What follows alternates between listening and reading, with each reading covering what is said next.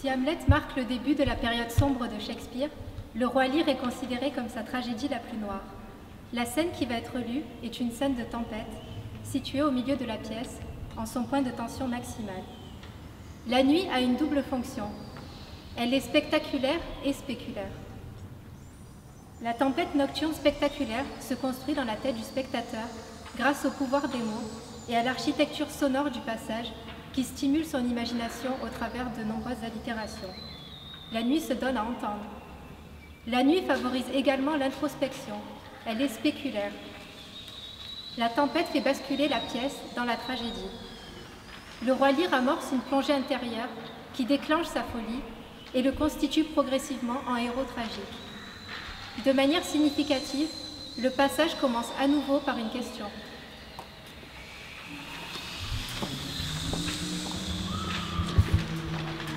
Who's there? It sounds foul weather. Qui est là, à part le mauvais temps? Un homme dont l'esprit est comme le temps, très tourmenté. This night. Cette nuit, où l'ours affamé par ses oursons ne quitte pas sa tanière, où le lion et le loup au ventre creux tiennent leur fourrure au sec. Ils courent, la tête nue, et vouent tout l'univers à la destruction. Blow wings and crack your cheeks. Rage blow, you cataracts and hurricanes. Spout till you've drenched our steeples. Drown the cocks. Vous, sulfureux éclairs, ronds comme la pensée, avant-coureur de la foudre qui fend le chêne, brûlez ma tête blanche. Et toi, tonnerre qui tout ébranle, aplatis l'épaisse rotondité du monde, fracasse les moules de la nature, disperse d'un seul coup tous les germes qui font l'homme ingrat. Rumble thy pelifo, Spitfire, spout rain. Ni pluie, ni vent, ni tonnerre, ni feu ne sont mes filles. Vous, éléments, je ne vous taxe pas de cruauté, je ne vous ai jamais donné de royaume. Appelez mes enfants, vous ne me devez aucune soumission. Que se déverse donc votre horrible plaisir? Me voici votre esclave, pauvre vieillard, infirme, faible et méprisé, et pourtant je vous appelle ministre servile. Vous qui liguez à deux filles perfides, lancez d'en haut vos bataillons contre une tête si vieille et si blanche. Oh, oh, c'est infâme! Même les êtres qui aiment la nuit n'aiment pas des nuits comme celle-ci. Les cieux courroucés épouvantent jusqu'aux rôdeurs des ténèbres et leur font garder leur tanière. Voilà une belle nuit pour refroidir une courtisane. La tyrannie de la nuit en plein vent est trop rude pour que notre nature la supporte. Mes esprits commencent à tourner. Cette tempête dans mon esprit fait que mes sens n'éprouvent plus rien d'autre que ce qui se bat ici. L'ingratitude filiale. Cette nuit glacée va tous nous changer en fous et en démons.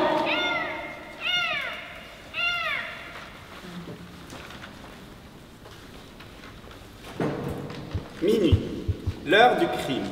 Alors que Macbeth et Lady Macbeth... Come, thick night. Viens, épaisse nuit. Enveloppe-toi des plus sombres fumées de l'enfer.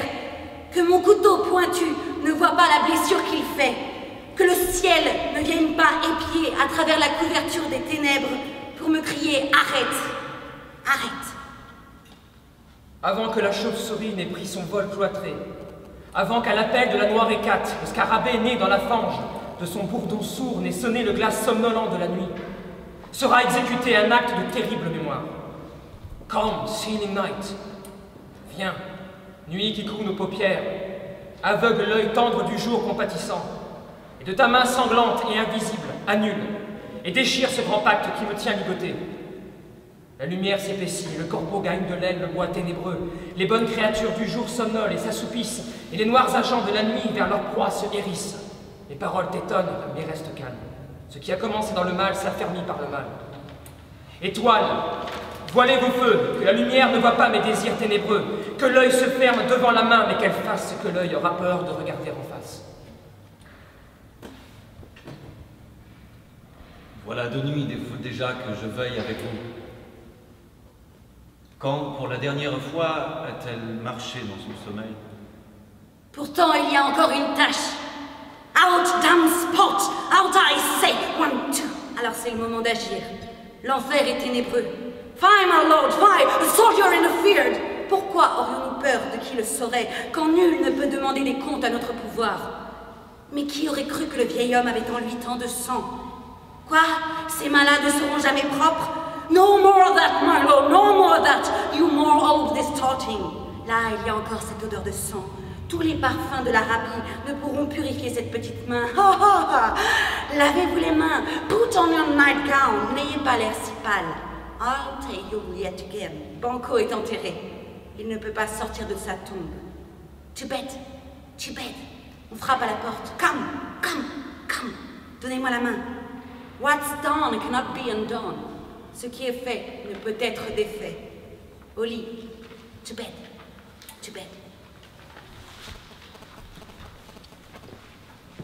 Un tiers de l'action de Macbeth est nocturne. Lorsque la nuit n'est pas physiquement là, elle est invoquée. Convoquée dans le dialogue par les Macbeth. Comme nous avons pu l'entendre dès la première phrase de cette lecture, viens, nuit épaisse. La nuit est donc plus qu'un cadre spatio-temporel. Elle tisse un réseau de sens qui structure le texte et se fait de plus en plus dense, comme la nuit elle-même. La nuit prend également corps sur scène. Elle est palpable, tangible. Elle a la texture d'un manteau, d'une couverture. Et nous, spectateurs, sommes témoins de son épaississement. Nous l'avons vu, la nuit est personnifiée. Complice des Macbeth, elle dissimule leurs crimes sous son voile. La nuit, c'est l'obscurité. Le noir le plus total, la couleur du mal. Son corollaire est le rouge sanglant. La nuit déclenche la tragédie. Elle permet que ce qui ne peut et ne doit pas être soit.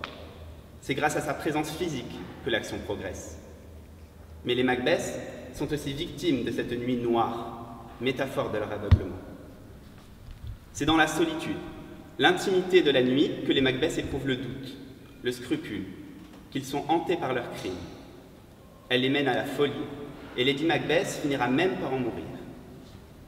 La nuit est aussi métaphore de la représentation théâtrale. Elle fournit un masque dont les personnages se parent. Elle est l'espace-temps de l'hypocrisie des Macbeth. Épaisse et noire, la nuit défie la représentation théâtrale, comme le regard du spectateur. Et maintenant, je vais vous parler de la pièce historique de Richard III.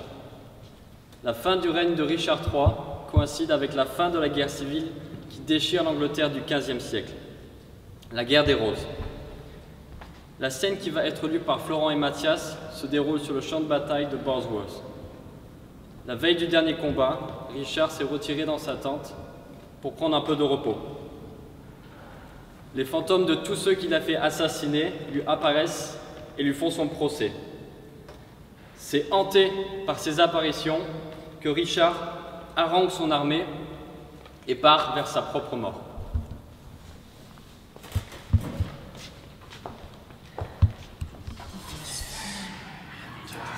Have mercy, Jesus! Soft, I did but dream. Oh, lâche conscience, comme tu me tortures. Les lumières brûlent bleues, c'est à présent la morte minuit. De froides gouttes de peur se figent sur ma tremblante chair. Quoi? Ai-je peur de moi-même? Il n'y a personne d'autre ici. Richard aime Richard, à savoir, je suis moi. Is there a murder here? No. Yes, I am. Alors fuyons. Quoi? Me fuir moi-même? Pour quelle raison? De peur que je me venge? Quoi? Moi-même de moi-même? De peur que je me venge? Je suis un scélérat! Je suis un scélérat! Non, je n'en suis pas un. Bouffon de toi-même! Parle honnêtement, bouffon, ne te flatte pas! Ma conscience a 1000 langues différentes et chaque langue raconte une histoire différente et chaque histoire me condamne comme scélérat. Perjury! Perjury in the highest degree! Meurtre! Atroce meurtre au plus cruel degré. Absolument tous les péchés, tous commis au suprême degré, se pressent à la barre et crient tous coupables! Coupables! Guilty! Guilty! Laissez voir les âmes de tous ceux que j'ai assassinés venir à ma tente et chacun menaçant, appeler la vengeance de demain sur la tête de Richard. Go, gentlemen. Every man unto his charge. Ne souffrons pas que des êtres bavards effraient nos âmes. Conscience n'est qu'un mot à l'usage des lâches. Inventé tout d'abord pour tenir les forts en respect. Que nos bras vigoureux soient notre conscience. nos épées, notre loi. En marche, allons-y bravement, jetons-nous dans la mêlée main dans la main, sinon pour le ciel, du moins pour l'enfer. What shall I say? More than I have inferred. N'oubliez pas qui vous devez affronter. A sort of vagabonds, rascals and runaways, a scum of Britons, misérables bouseux que leur pays écœuré vomit pour les vouer au désespoir et à une mort certaine. Vous dormez tranquille? Ils apportent le trouble. Si nous sommes vaincus, soyons-le par des hommes et non par ces bâtards bretons que nos pères ont dans leur propre pays battu, boxé et rossé, et dont ils ont fait dans l'histoire les héritiers de la honte. Shall these enjoy our lands? No! Lie with our wives? No! Ravish our daughter? No! Hark! I hear our drum. Fight, gentlemen of England! Fight! Bold yeomen! Draw, archers! Draw your arrows to the head! Spur your broad horses hard and ride in blood! Amaze the welkin with your broken staves!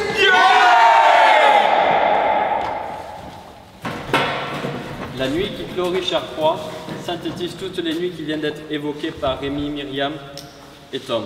C'est une nuit de froid, de peur et de violence extrême. C'est une nuit de conflit. Le conflit qui se livre sur le champ de bataille, mais aussi celui qui divise Richard et le confronte à sa propre conscience. Conscience, un mot qui revient souvent dans la lecture de Florent.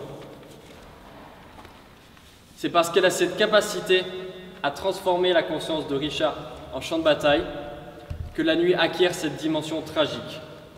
Car il n'y a pas d'autre issue au conflit tragique que la mort. La nuit tragique est celle qui rappelle la transgression de Richard et le confronte à sa propre mort. C'est aussi une nuit de théâtre, un théâtre d'ombre qui hante la scène intérieure de Richard, son plateau du dedans, comme dirait Ionesco. Dans le théâtre shakespearien, l'ombre est une métaphore fréquente de l'acteur. Les codes de la guerre croisent ceux du théâtre. La tente dans laquelle se retire Richard rappelle le sens premier du skéné antique. La tente qui sert de loge aux comédiens avant de désigner par extension la scène où ils jouent. Les trompettes qui sonnent l'alarme sont aussi celles qui appellent les spectateurs au spectacle. À l'époque de Shakespeare, les codes de la nuit et ceux de la guerre se combinent pour à la fois déconstruire et décupler la dimension spectaculaire du théâtre.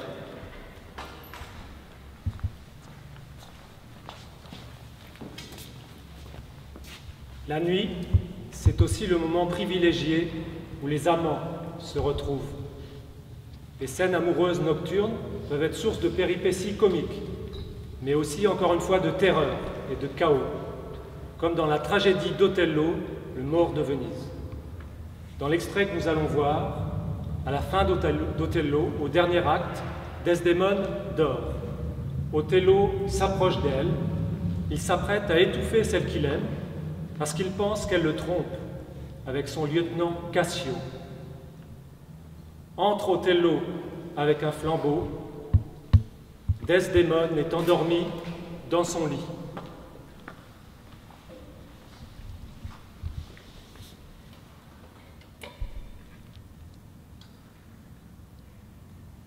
Telle est la cause. Telle est la cause. Mon âme.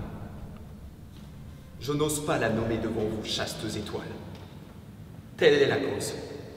Pourtant, je ne veux pas verser son sang, ni déchirer cette peau plus blanche que la neige, et lisse comme l'albâtre des tombeaux. Pourtant, elle doit mourir. Sinon, elle trahira d'autres hommes. Éteindre cette lumière. Et puis, éteindre cette lumière.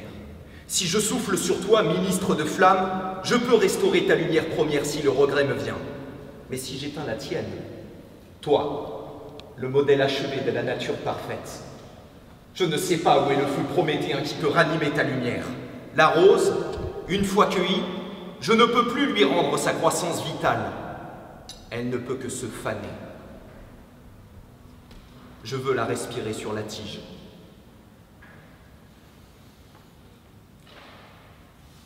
Ô souffle empaumé, qui pourrait presque persuader la justice elle-même de briser son glaive. Encore une fois, sois ainsi, quand tu seras morte, je vais te tuer et t'aimerai après. Jamais chose si douce ne fut aussi fatale. Il faut que je pleure. Mais ce sont des larmes cruelles. Ce chagrin est céleste. Il frappe quand il aime. Elle s'éveille. Who's there?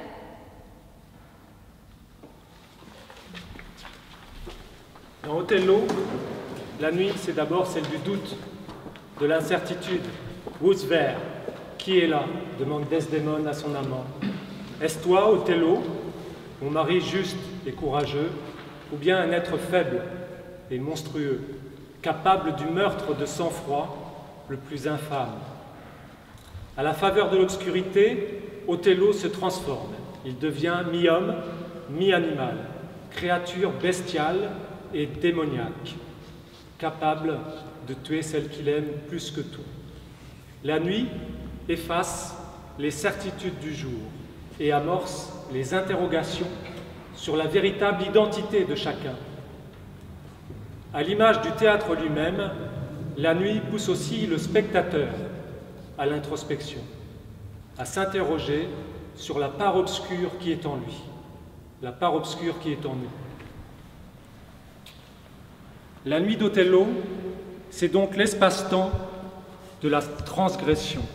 Dès le début de la pièce, à la faveur de l'obscurité, Othello enlève Desdémone à son père et défie ainsi l'autorité paternelle.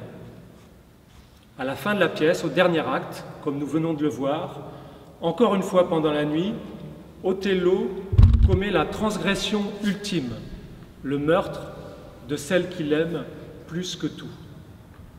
Le lit des amants, lieu de l'intimité érotique, devient tombeau, où Othello rejoint Desdémone en se poignardant. Et la nuit amoureuse devient nuit tragique. Mais doucement, quelle lumière jaillit par cette fenêtre. Voilà l'Orient, et Juliette est le soleil. Lève-toi, belle aurore, et tue la lune jalouse qui déjà languit et pâlit de douleur parce que toi, sa prêtresse, tu es plus belle qu'elle-même. Son regard parle, et je veux lui répondre. Ce n'est pas à moi qu'elle s'adresse. Deux des plus belles étoiles du ciel, ayant affaire ailleurs, adjurent ses yeux de bien vouloir resplendir dans leur sphère, jusqu'à ce qu'elles reviennent. Ah! Si les étoiles se substituaient à ses yeux, en même temps que ses yeux aux étoiles, le seul éclat de ses joues ferait pâlir la clarté des astres, comme le grand jour. Une lampe, et ses yeux, du haut du ciel, darderaient une telle lumière à travers les régions aériennes que les oiseaux chanteraient, croyant que la nuit n'est plus. Voyez comme elle appuie sa joue sur sa main. Oh, que ne suis-je le gant de cette main? Je toucherai sa joue. Hélas. Elle parle. Oh, parle encore, ange resplendissant, car tu rayonnes dans cette nuit au-dessus de ma tête, comme le messager ailé du ciel. Quant aux yeux bouleversés des mortels qui se rejettent en arrière pour le contempler, ils devancent les nuées paresseuses et voguent sur le sein des airs.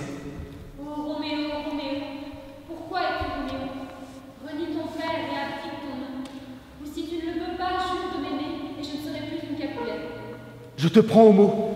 Appelle-moi seulement ton amour, et je reçois de toi un nouveau baptême. Désormais, je ne suis plus Roméo. Quel homme es-tu, toi qui, ainsi caché par la nuit, viens te heurter à mon secret? Je ne sais par quel nom t'indiquer qui je suis. Mon nom, Sainte Chérie, m'est odieux à moi-même, parce qu'il est pour toi un ennemi. Si je l'avais écrit là, j'en déchirerais les lettres. Mon oreille n'a pas encore aspiré 100 paroles proférées par cette voix, et pourtant j'en reconnais le son.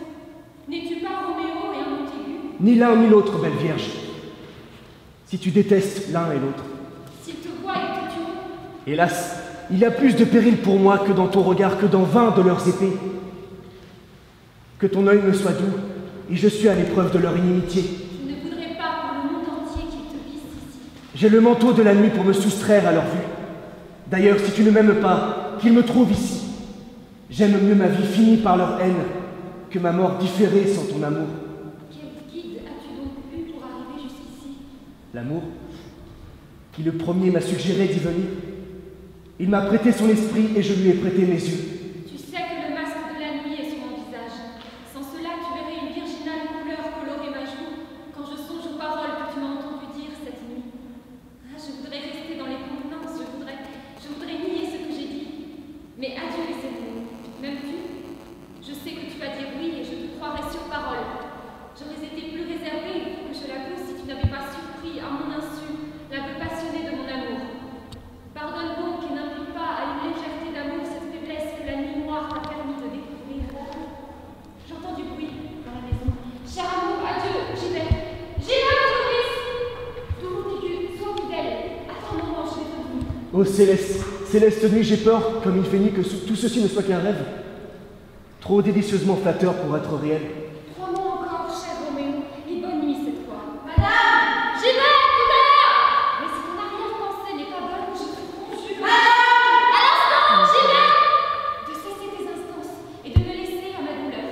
J'enverrai demain. Par le salut de mon âme. Mille fois bonne nuit.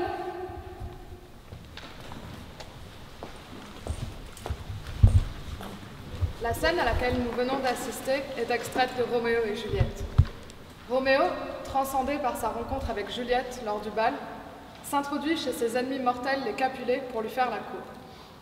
C'est cette nuit-là qui va sceller leur destinée tragique. Tragique parce que ce qui doit être, leur amour, ne peut pas être du fait de la rivalité de leur famille.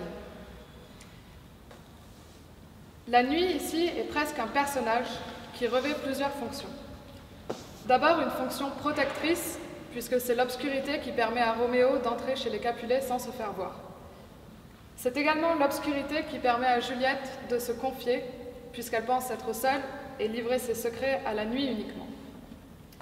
Ensuite, lorsque la présence de Roméo est révélée, tous deux jouent à oublier leur nom et à imaginer qu'ils ont un futur ensemble. La nuit a également une fonction érotique ici. Alors qu'ils se livrent leurs sentiments, une tension se crée et monte au fur et à mesure de la scène. C'est cette tension qui va aboutir la nuit suivante à la consommation de leur passion. Enfin, la nuit est ici introspective. Juliette, en se confiant, dissèque ses sentiments. Puis en se rencontrant, c'est chacun une partie d'eux-mêmes qu'ils découvrent.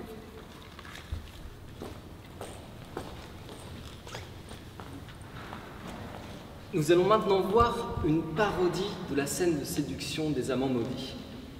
Le songe d'une nuit d'été, acte 3, scène 1. Alors que Bottom et ses compagnons répètent une pièce de théâtre, Bottom s'en va dans les coulisses pour se préparer. Et c'est là que Puck, le facétieux, lui jette un sort et transforme sa tête en celle d'un âne. À son retour sur scène, ses compagnons prennent peur et s'enfuient. Et alors qu'il devise seul sur son sort, Titania, la reine des fées, se réveille.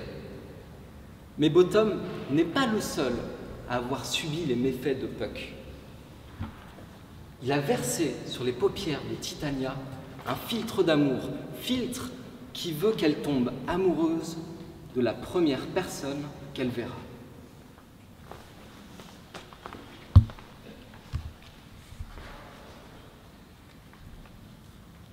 Je vois leur friponnerie. Ils veulent me faire tourner en bourrique? Pour m'effrayer? Si possible? Mais je ne bougerai pas d'ici. Quoi qu'ils puissent faire. Je vais marcher ici, de long en large, et je chanterai, pour qu'ils entendent bien que je n'ai pas peur. The absolute cock so black of hue, with our and stony bill, The throftel with his notes so true, the wren with little thrill.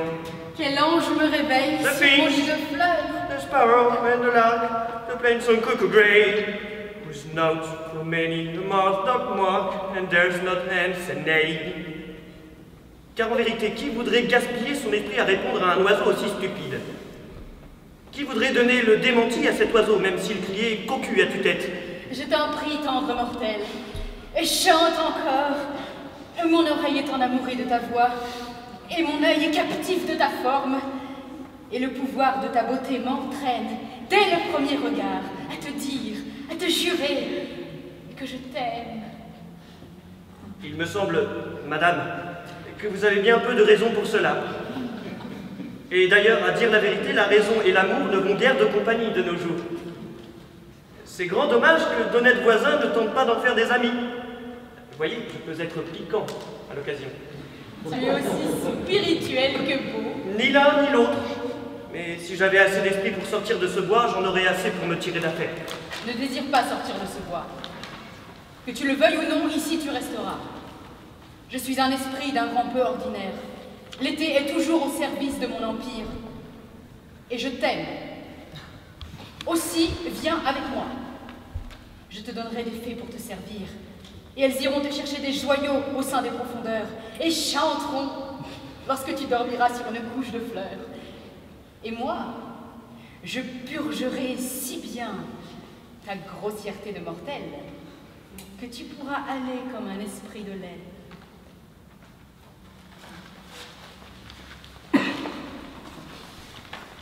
Les 3/4 du songe d'une nuit d'été se déroulent durant la nuit. Dans cette scène, la nuit est porteuse de transgression et agit aussi comme un pont entre les mondes. Elle donne une dimension carnavalesque à l'action. Les barrières hiérarchiques s'effondrent. Bottom, littéralement le fond, le plus bas, le derrière, rencontre Titania, la reine des fées. Le songe d'une nuit d'été a été écrit peu après Roméo et Juliette. Et en ça, nous avons ici affaire à une véritable parodie de la scène du balcon. Bottom et Titania, comme les amants maudits, n'ont pas le droit de s'aimer. Ils viennent tous les deux de mondes différents. Titania a même un époux. Mais ici, le comique et la grivoiserie l'emportent sur la séduction et l'érotisme de Roméo et Juliette.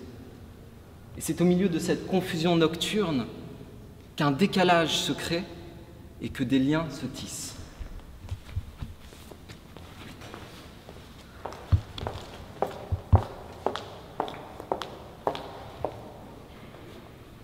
La scène, qui va maintenant être lue par Fanny, Elsa, Mathias et Victor, est une nuit carnavalesque, une nuit de confusion et de bouleversement.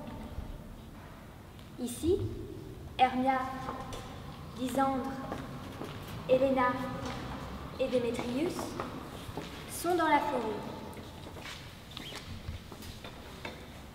Lysandre et Hermia s'aimaient. Helena aimait Démétrius, mais ce dernier était épris, lui aussi, d'Hermia. À présent, sous l'effet du filtre d'amour que Puck leur administre par erreur, les deux hommes tombent amoureux d'Helena, ce qui va rendre la situation chaotique.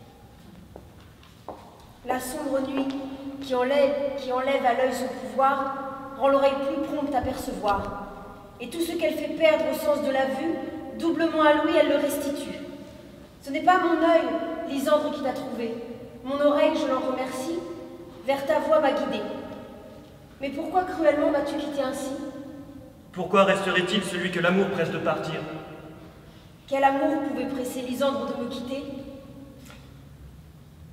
L'amour de Lysandre, qui ne lui permettait pas de rester. La belle Helena qui rend la nuit plus dorée que tous ces orbes de feu et ces yeux de lumière là-haut.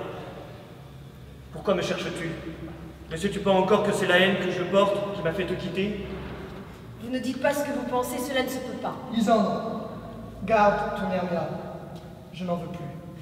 Si je l'aimais jadis, tout cet amour n'est plus. Mon cœur ne fut chez elle qu'un hôte de passage.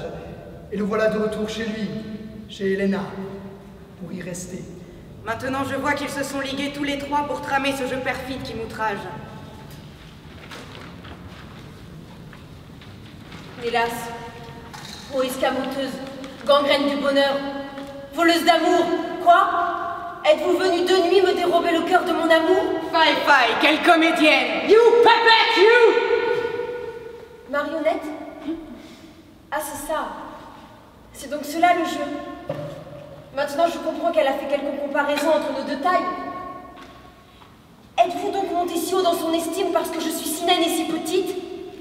Je ne suis tout de même pas si petite que mes ongles ne puissent parvenir jusqu'à tes yeux. N'aie pas peur, Helena, elle ne te fera pas de mal. Non, monsieur, elle ne fera rien, même si vous prenez son parti. 20 naine. Minuscule avorton. Chien dans chétif. Grain de chapelet. Glonchen. Away, Éthiopienne. Hang up, no cart. No bird. Out, Anitata. Out! Vous, mademoiselle, toute cette confusion est à cause de vous.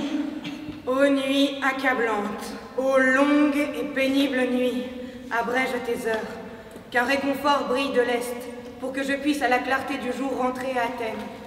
Et toi, sommeil, qui parfois ferme l'œil du chagrin, enlève-moi un instant à ma propre compagnie. Jamais si accablée, jamais si malheureuse, trempée par la rosée, déchirée par les ronces, je ne peux me traîner ni avancer plus loin. Jusqu'au lever du jour, ici, je vais m'étendre.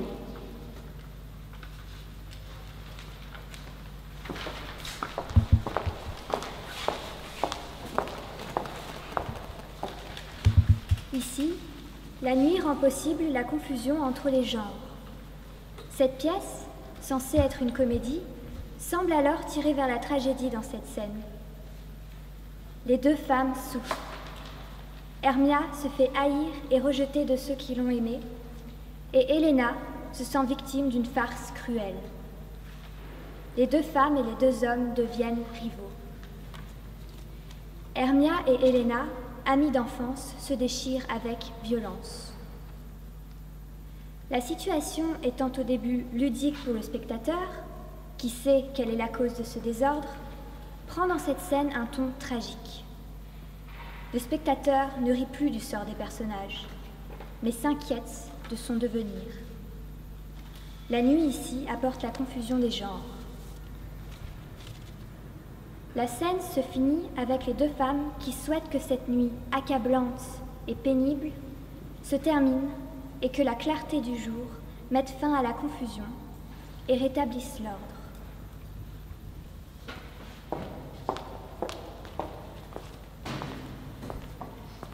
C'est sur une scène de réconciliation que s'achève le songe d'une nuit d'été. Elle réunit les trois couples de la pièce, le duc et la duchesse, Lysandre et Hermia, Démétrius et Helena, qui sont venus pour assister à un spectacle donné en l'honneur de leur mariage. C'est une scène de nuit qui prend place entre le dessert et l'heure du coucher, à une heure donc propice aux rêveries et aux divagations. Elle met en scène une pièce à l'intérieur de la pièce, a play within a play, la tragédie de Pyrame et Thisbé. Cette pièce dans la pièce est jouée par une troupe d'acteurs amateurs qui s'efforcent, tant bien que mal, d'imiter la noblesse des héros tragiques. Et c'est précisément là que vient s'incarner le renversement des statuts sociaux qui caractérisent la nuit. Comme la troupe amateur ne maîtrise pas les codes de la tragédie, elle transforme la représentation tragique en comédie. On trouve alors des allusions licencieuses, un vocabulaire trivial, des éléments du décor qui prennent vie, comme un mur qui parle ou une lune qui marche. Et ce joyeux ensemble sert alors à déconstruire l'effet de réel et à questionner l'artificialité de la représentation théâtrale. Et c'est là une autre des fonctions de la nuit, que de proposer une réflexion du théâtre sur lui-même. Réflexion au sens de questionnement, mais aussi réflexion au sens de reflet. puisque la nuit donne à voir. Et qu'est-ce qu'elle donne à voir? Elle donne à voir les codes et les rouages de la représentation théâtrale. On trouve d'ailleurs ce commentaire sur l'illusion de la nuit, et par métonymie sur l'illusion du théâtre lui-même, dans l'épilogue énoncé par Puck, qui conclut que toute pièce n'est avant tout qu'un jeu d'ombre et de lumière qui prend place à la chandelle de l'imaginaire du spectateur. Avec cet épilogue, la nuit dramatique, fictionnelle, cède alors la place à la réalité du spectateur et amorce son réveil progressif.